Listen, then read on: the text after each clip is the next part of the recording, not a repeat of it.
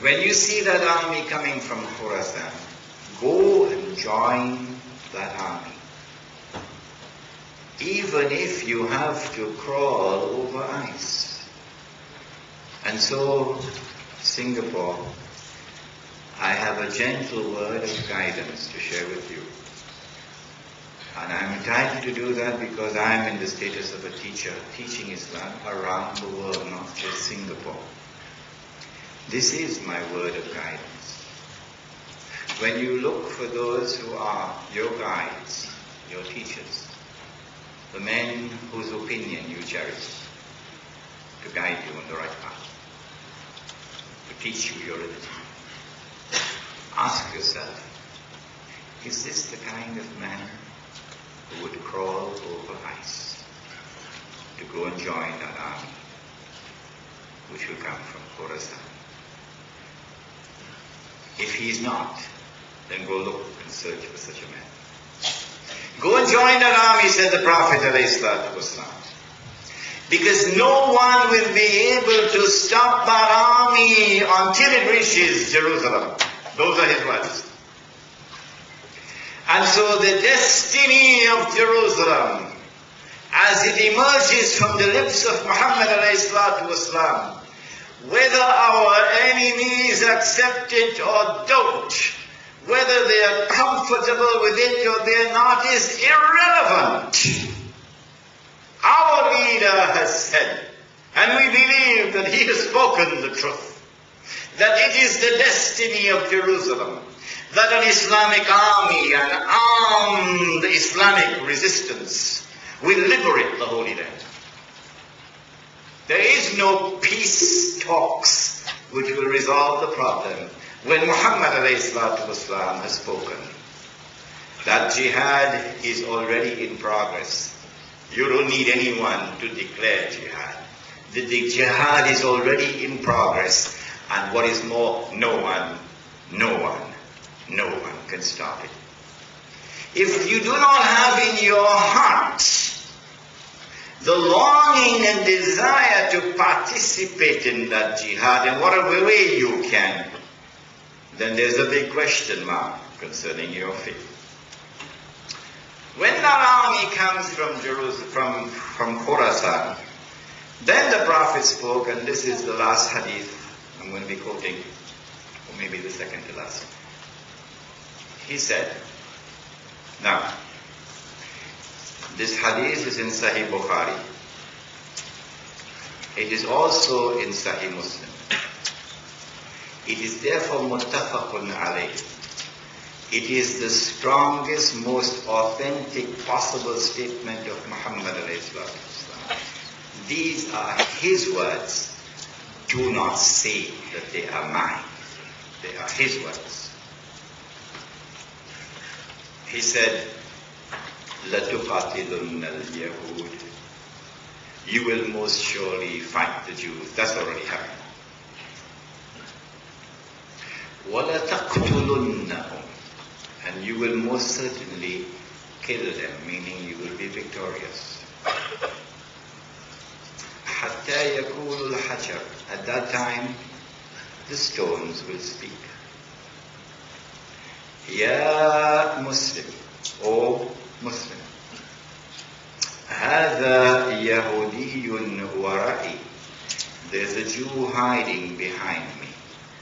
فَتَعَالَى فَقْتُلْ. So come and kill him. This will result in the liberation of the Holy Land and the destruction of the state of Israel. And then the Islamic state of Israel, the one of Dawood alayhi salam and Sulaiman alayhi salam, that will now replace it in the Holy Land. And so Islam will become the ruling state in the world. And the true Messiah will now rule the world from Jerusalem, with a rule which will be eternal, meaning there is nothing to replace it. This is the end of history. the Imam al-Mahdi will live for only 7 years and then he'll die. Said the Prophet Muhammad. I don't have this information, I'm giving you what the Prophet said. But Isa alayhi salam will live for 40 years. The Prophet said that Jesus alayhi salam will get married. The Pope doesn't know that.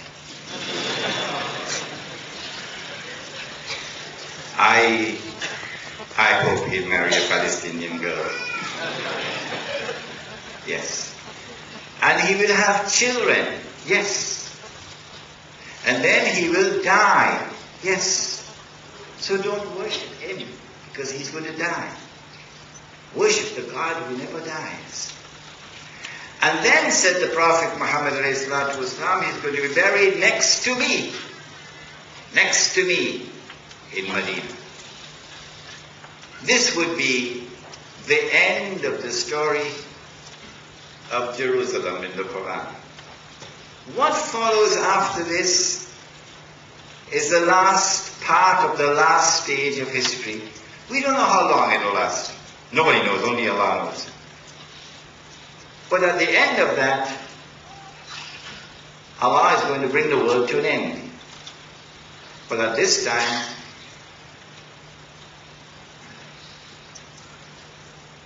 make up your mind for this hadith now. Prepare yourself for it.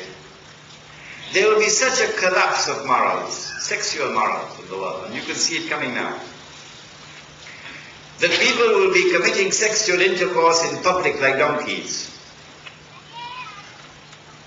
And the best man of that age will be one who would pass by and see two people having sex in public, and he would say to the man, "Can't you at least take her behind the wall?" That is the tomorrow that is coming. And then Allah will bring the world to an end.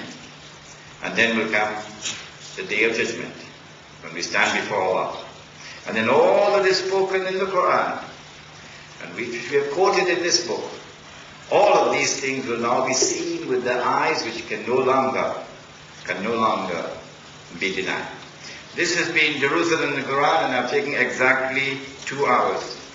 Before I end, let me commend that you read this book, because the entire lecture is in here. I could not give you the whole lecture. And one final word, my teacher who trained me, Maulana Fadlur Rahman Ansari, was also trained by Maulana Abdul Alim Siddiqui, rahimahullah. Maulana Abdul Alim Siddiqui visited Singapore something like 26 times in the 1920s and 1930s.